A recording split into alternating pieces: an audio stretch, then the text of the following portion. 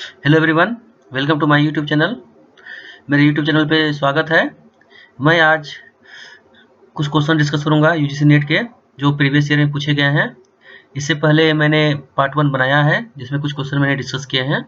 अगर आपने ये पार्ट नहीं देखा है तो वो पहला वीडियो आप जरूर देख लें। मैं उसका जो है डिस्क्रिप्शन बॉक्स में उसका लिंक दे दूंगा।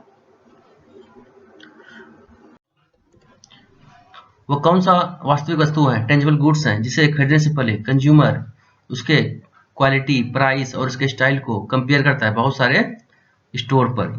तो ये है शॉपिंग गुड्स। और शॉपिंग गुड्स के जो एग्जांपल है, ये है शूज, क्लोथ्स, किचन अप्लायंस।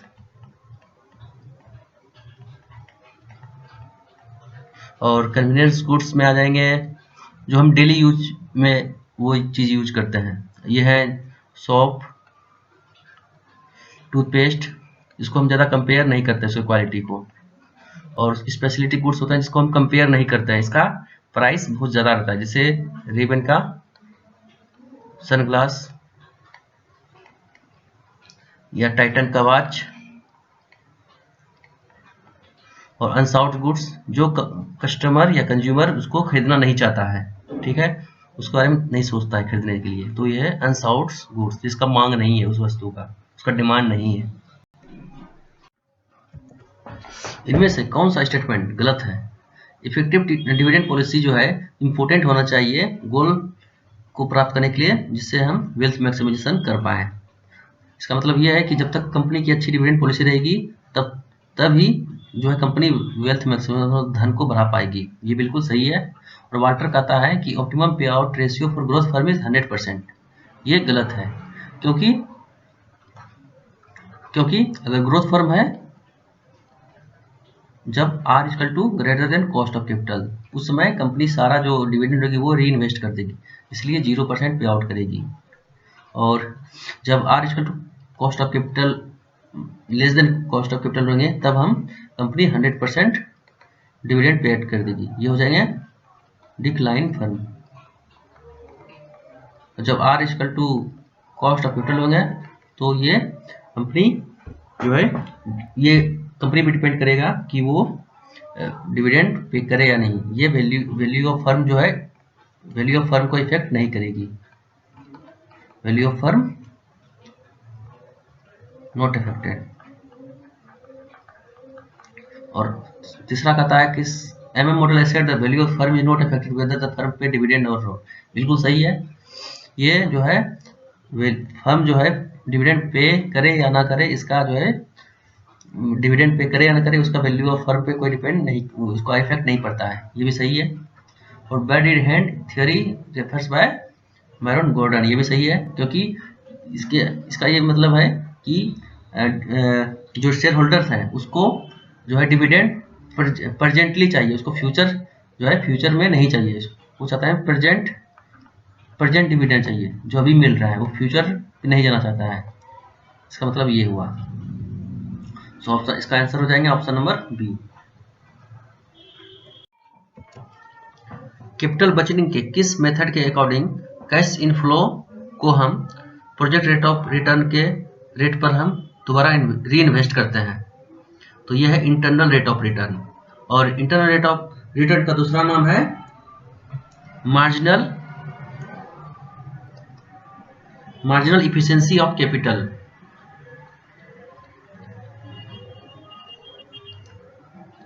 इसको हम दूसरा नाम है रेट ऑफ रिटर्न। और तीसरा नाम है time adjusted rate of return.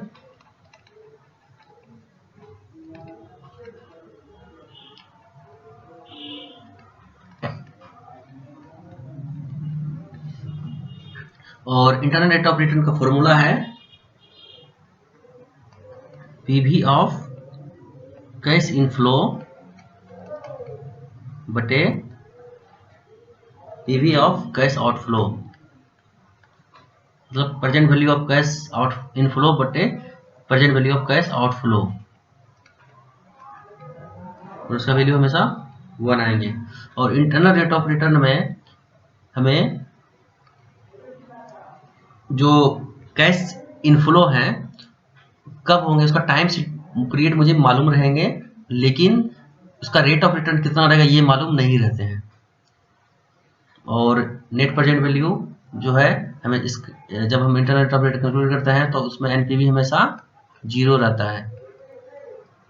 ये एग्जाम में बहुत बार पूछा गया है, ये यूजीसी नेट में बहुत इंपॉर्टेंट क्वेश्चन है।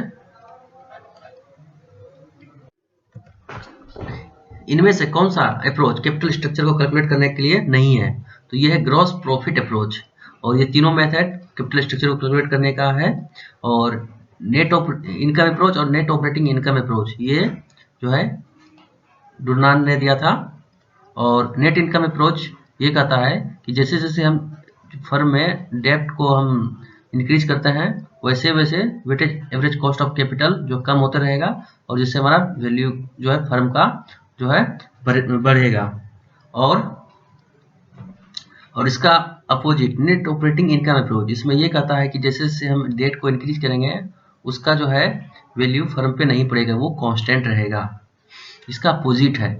और नेट ऑपरेटिंग इनकम अप्रोच को हम इररिलेवेंस अप्रोच भी बोलते हैं। और एमएम अप्रोच जो है इसको हम एमएम अप्रोच भी बोलते हैं शॉर्ट में। और इसमें हम आर्बिट्रेज प्रोसेस इसमें होता है। और इसमें हम जो है आर्बिट्रेज प्रोसेस के अंतर्गत जो है कोई मार्केट में जहाँ सिक्योरिटी के प्राइस कम है वहाँ से परचेज करके जो है हाई जहाँ इसका प्राइस ज़्यादा है दूसरे मार्केट में वहाँ हम सेल करते हैं। ये आर्बिट्रेज प्रोसेस है। ये बहुत बार ये क्वेश्चन यूजीसी नेट में पूछा गया है। इस क्वेश्चन में ये कहा गया है कि आरबीआई को स्टेट और सेंट्रल गवर्नमेंट की तरफ से पब्लिक डेब्ट जो है सार्वजनिक ऋण को मैनेज करने के लिए और इशू ऑफ न्यू लोन और ट्रेजरी बिल को इशू करने के लिए काम सौंपा गया है, क्योंकि governor and deputy governor of reserve bank of India appointed by central government. ये अजीब सा लग रहा है, क्योंकि अगर हम यहाँ बिकॉज यूज करेंगे, सबसे क्वेश्चन सोल्व करने का अच्छा तरीका है सेशन रीजनिंग का कि हम यहाँ बिकॉज यूज करेंगे, ठीक है, कि क्योंकि गवर्नर और डिप्टी गवर्नर को जो है सेंट्रल गवर्नमेंट अपॉइंट करती है, इसलिए पब्लिक डेट और इशू ऑफ न्यू लोन और ट्रेजरी बिल जो है आरबीआई ये वर्क करता है इसके लिए। तो ये अटपटा सा लग रहा है सुनने में, तो इसीलिए इसका आंसर ये हो जाएगा कि ये तो करती है, क्योंकि बैंकर ऑफ आरबीआई जो है बैंकर ऑफ गवर्नमेंट कहा जाता है इसको, बैंकर ऑफ गवर्नमेंट। ये भी फंक्शन सही है, ये भी फंक्शन सही है, क्योंकि इशू अपॉइंटमेंट जो है गवर्नर और डिप्टी गवर्नर का सेंट्रल गवर्नमेंट करती है, लेकिन ये एक दूसरे से कनेक्ट है। ये दोनों जो सेंटेंस है इंडिपेंडेंट है, एक दूसरे से इंटरकनेक्टेड नहीं है। तो हमारा सही आंसर हो जाएगा option number B, both A and B are correct but R is the not right explanation of A. और जब आरबीआई जब स्टेट गवर्नमेंट को शॉर्ट टर्म लोन दिया जाता है उसको हम बोलते हैं वेज एंड मीन्स एडवांस।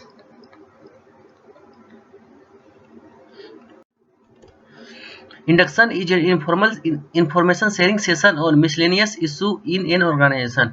ये कहता है कि इंडक्शन एक संगठन में विविध मुद्दों पर एक अनौपचारिक सूचना साझा करने का सत्र है।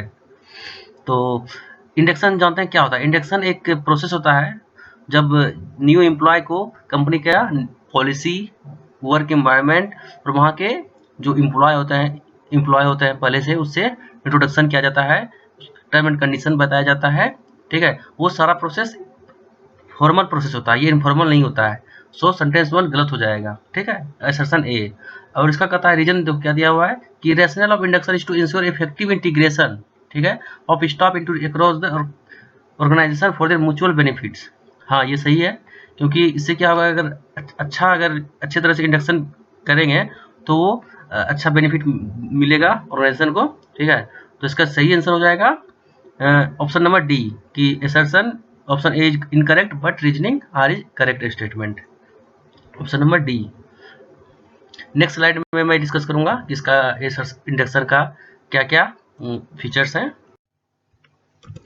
इंडक्शन प्रोग्राम में जो है कंपनी के हिस्ट्री के बारे में बताया जाएगा, प्रोडक्ट के बारे में, उसका प्रोसेस ऑफ प्रोडक्शन और मेजर ऑपरेटिव जो है ऑपरेशन के बारे में बताया जाएगा, उसका जॉब किस तरह इम्पोर्टेंट है इसके बारे में बताया जाएगा, ठीक है, जॉब ट्रेनिंग के बारे में बताया जाएगा, और जॉब हैजार्ड्स मतलब जॉब से होने वाले नुकसान के बारे में बताया जाएगा, और स्ट्रक्चर ऑफ ऑर्गेनाइजेशन कैसा स्ट्रक्चर है उसका फंक्शन, बहुत सारे डिपार्टमेंट का जो फंक्शन है उसके बारे में बताया जाएगा, और एम्प्लॉय का डिपार्टमेंट की खुद का डिपार्टमेंट के बारे में बताया जाएगा जॉब के बारे में, ठीक है, और वहाँ की पॉलिसी के बारे में बताया जाएगा, और कंपनी पॉलिसी प्रैक्टिस ऑब्जेक्टिव ये सब बताया जाएगा, और term and condition of service ये सब बताया जाएगा, रूल एंड रेगुलेशन के बारे में बताया जाएगा, और ग्रीवेंस प्रोसीजर एंड डिसिप्लिन, अगर कोई कंप्लेंट है उसका कैसे कैसा प्रोसीजर रहेगा, उसका रिजॉल्व कैसा किया जाएगा, सोशल बेनिफिट जो है क्या किस तरह दी जाएगी।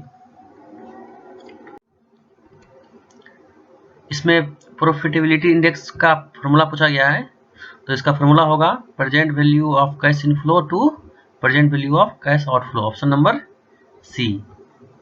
और इस ये होगा present value of cash inflow by present value of cash outflow, इसका पीआई इसको बोला जाता है शॉर्ट में, और इसको हम प्रॉफिट इंडेक्स को का दूसरा नाम है कॉस्ट बेनिफिट रेशियो। और अगर किसी प्रोजेक्ट का वैल्यू पीआई ग्रेटर देन 1 है तो प्रोजेक्ट को हम एक्सेप्ट करेंगे, और पीआई का वैल्यू लेस देन 1 है तो प्रोजेक्ट को हम रिजेक्ट करेंगे, और पीआई इक्वल टू 1 है तो फर्म जो है इंडिफरेंट रहेगा, मतलब वो इन्वेस्ट करेगा, कर भी सकता है या नहीं भी करेगा।